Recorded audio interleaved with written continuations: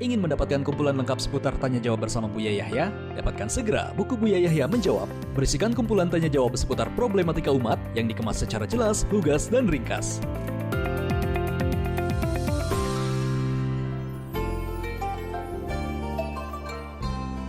Assalamualaikum Buya. Assalamualaikum. Izin bertanya Buya. Saya baru saja melihat ceramah salah satu penceramah yang menceritakan tentang kisah suami istri, di mana sang istri dipukul suaminya, namun sang istri menutupinya pada orang tuanya, hingga membuat suami tersebut luluh dengan sang istri karena telah menutupi aibnya. Yang ingin saya tanyakan Buya, apakah jika kita mengalami KDRT, kita harus diam saja dan tidak cerita pada siapapun Buya?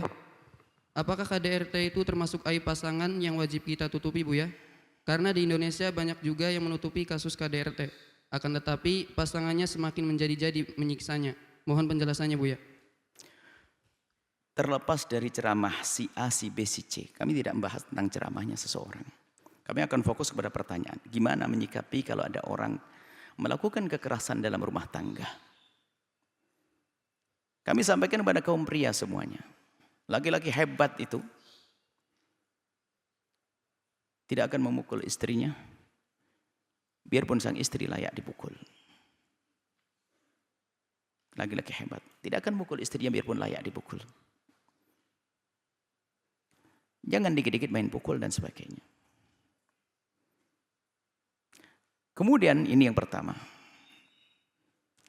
Yang kedua, jika ternyata terjadi sesuatu dalam rumah tangga, termasuk misalnya istri dipukul oleh suami, atau mungkin seorang suami mendapatkan perlakuan yang tidak wajar dari istri, caci maki dan seterusnya, maka wanita mulia jangan suka caci maki ya. Seandainya ini berandai-andai ada wanita yang mencaci maki suaminya, atau seorang istri dipukul oleh suaminya, dipukul. Memang laki-laki ini keluar daripada laki-laki mulia tadi. Tapi kita bagaimana seorang wanita yang mendapatkan perlakuan kasar, kekerasan dalam rumah tangga, apa yang hendaknya dilakukan? Apakah tidak boleh cerita kepada ibundanya, ayahandanya? Oh, ntar dulu. Ini permasalahan menyelesaikan masalah.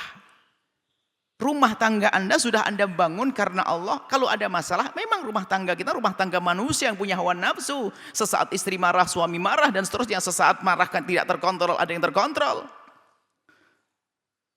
Maka harus berusaha kita mencari solusi dong. Adapun kepada siapa kita mengadulah, ini loh yang perlu kita pertimbangkan. Apakah tidak boleh cerita kepada ibunda? Bisa jadi jawabannya tidak boleh. Karena apa? Mungkin ayahanda, ibunda Anda, wahai wanita solehah, bukan orang bijak. Dan kami sampaikan kepada siapapun yang punya masalah dalam rumah tangga, apakah terjadi kekerasan? Jangan mudah menceritakan kepada orang tua. Artinya harus kita timbang-timbang dulu. Karena apa? Belum tentu orang tuanya bijak. Karena bisa jadi kalau orang tua tidak bijak itu, malah menyikapi dengan sesuatu yang tidak nyaman sehingga mungkin melabrak suaminya. Sehingga yang semula rumah tangga itu mudah untuk diakurkan kembali, dipertemukan kembali, akan tapi suami yang sudah punya masalah tadi dengan sifat yang tidak baik akan dihantam lagi, akan menjadi keras. Karena bahkan mungkin menjadi kikuk untuk damai karena ini mertuanya.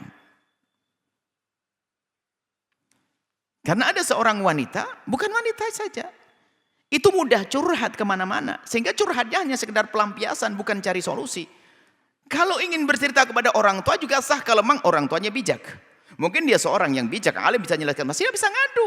Ngadunya pun adalah harus sesuai dong, tidak melebih-lebihkan, kan begitu. Jadi artinya bukan harga mati tidak boleh harga mati, oh enggak, bisa saja boleh, bisa saja tidak boleh. Maksudnya dilihat dulu.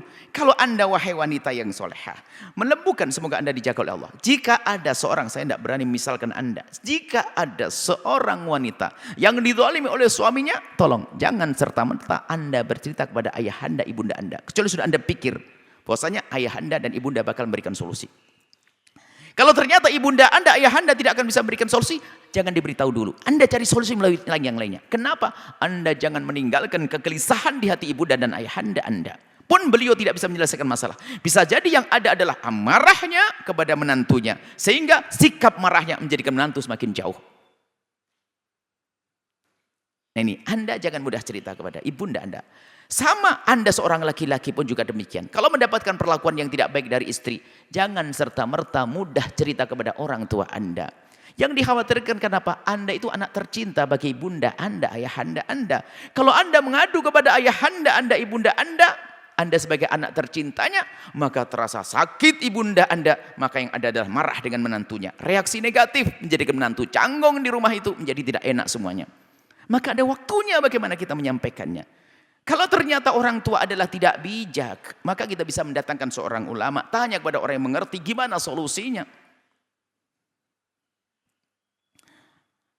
Bermacam-macam cara, ini yang harus kita sampaikan. Artinya tidak harus begitu, tidak boleh diceritakan. Oh enggak begitu dong. Kalau memang di rumah ada kekerasan, seorang istri, bukan istri saja, kadang-kadang suami juga ada yang ditolimi.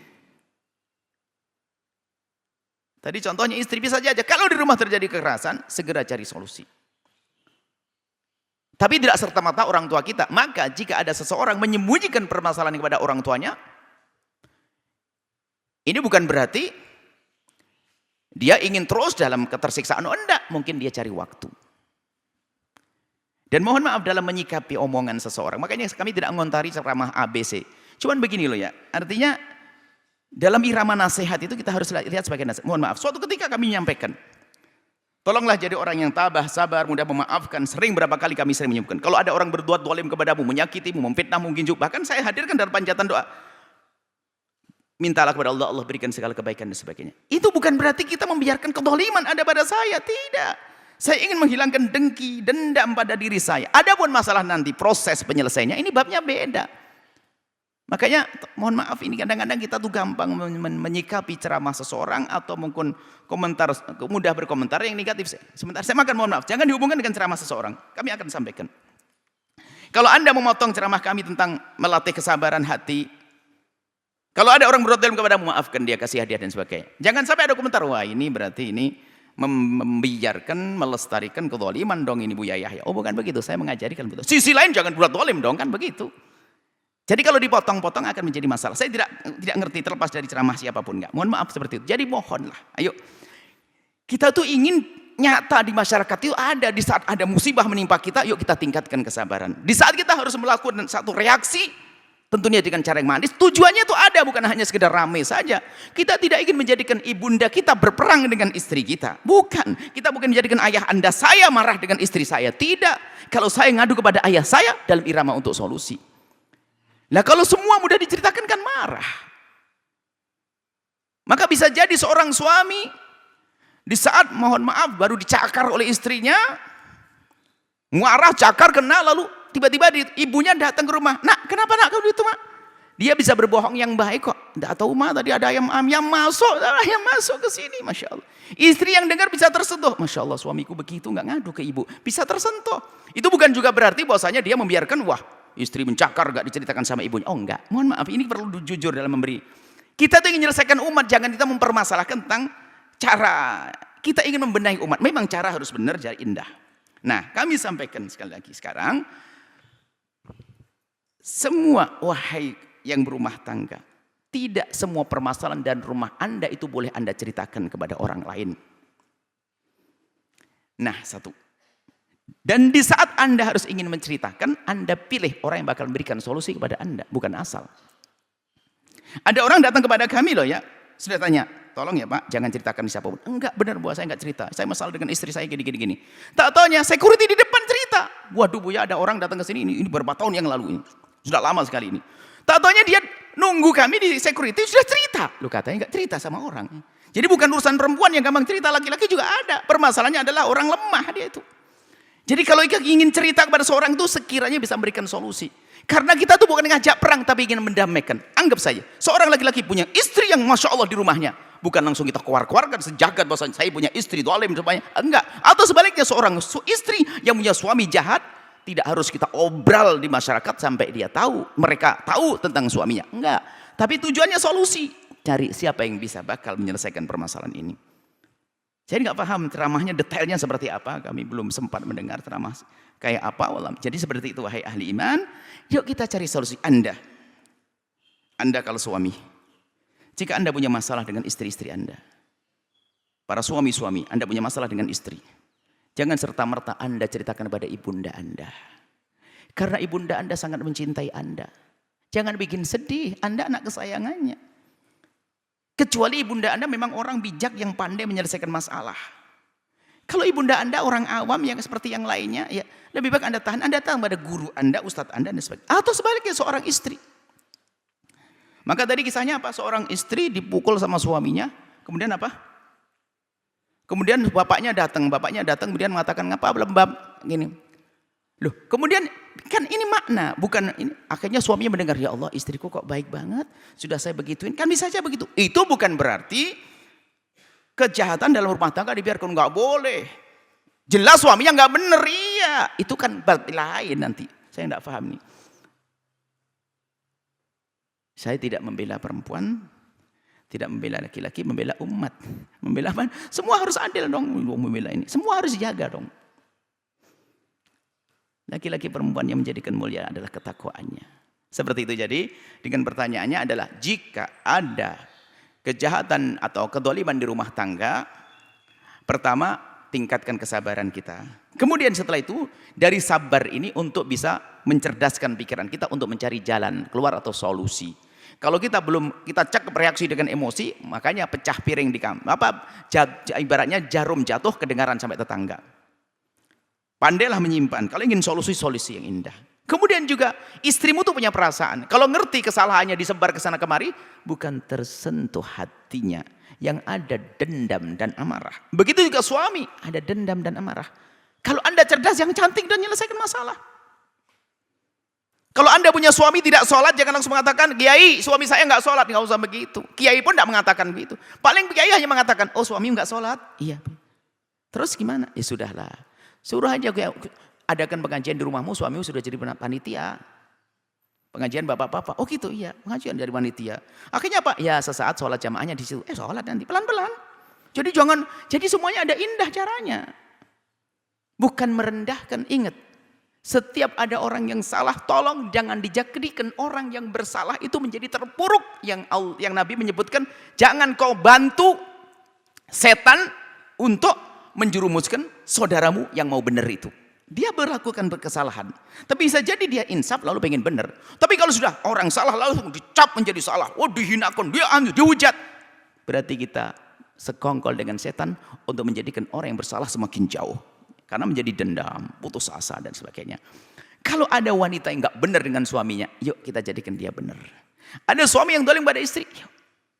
Ada benar rambu-rambu sudah jelas, cuman banyak melanggar rambu-rambunya kan tadi sudah ada. Laki-laki baik tidak akan mukul istrinya biarpun istrinya layak dipukul, kan jelas. Istri yang baik adalah tidak akan mencaci menjelekkan suaminya biarpun jelek. Cari solusi, cari solusi bukan harus menjelekkan. Bisa dengan cara yang manis, yang baik. Itu saja intinya. Semoga Allah menjaga semuanya.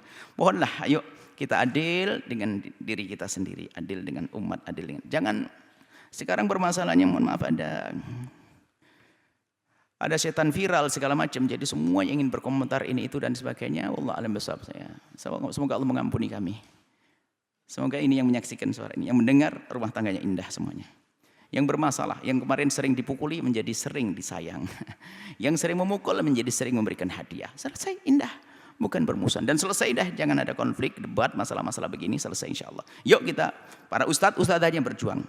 Kita mendengar, kita sebagai murid mendengar. Yang baik kita ambil. Kalau ada kesalahan-kesalahan dari siapapun ya mungkin kalau apalagi kalau ada orang salah minta maaf, selesai. Maksudnya apa? Jangan menjustis, jangan memastikan laki-laki itu jahat kepada istrinya selamanya nggak bisa benar. Seorang istri jahat selamanya nggak bisa benar. Itu tidak benar kan? Semuanya bisa baik. Semuanya bisa baik. Anda suami yang baik. Anda istri yang baik. Jika Anda punya masalah di rumah tangga Anda, setelah hari ini akan selesai insya Allah.